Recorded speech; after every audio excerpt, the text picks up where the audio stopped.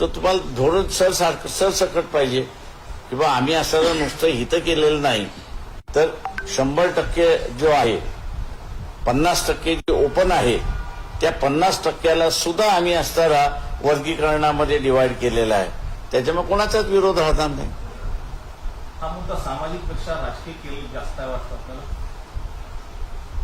तो सामाजिक आहे आणि राजकीय आहे, दोन्ही आहे. राजकारण समोर ठेवून त्यांनी हा मुद्दा पुढे आणलेला घालत नाही. मी म्हणालो राजकीय सुद्धा आहे आणि तो सामाजिक पण आहे.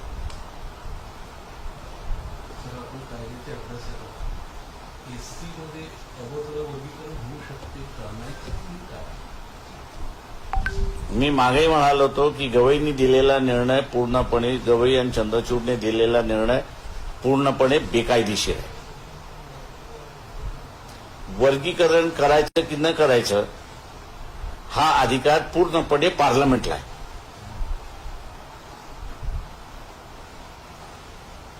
पण सुप्रीम कोर्ट आहे, निर्णय दिला, मान्य करा.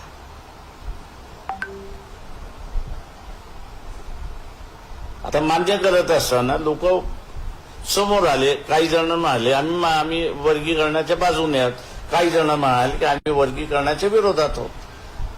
आता त्याच्यातून मार्ग काढायचा असेल तर 100% वर्गीकरण झालं पाहिजे तुम्हाला. आता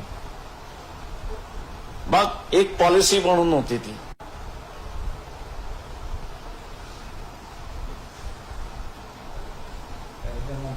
बदल समिती दिलेली बदल समिती जी आहे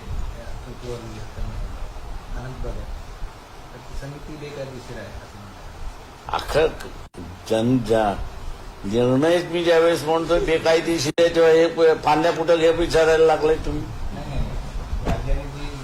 झाडच बेकायदेशीर म्हटल्यानंतर फांदी सुद्धा बेकायदेशीरच झाली ना.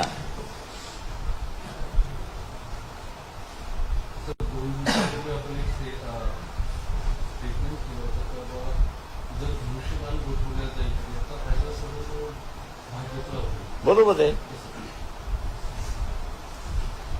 उद्धव म्हणाले का की फायदा होणार नाही बीजेपीला म्हणून?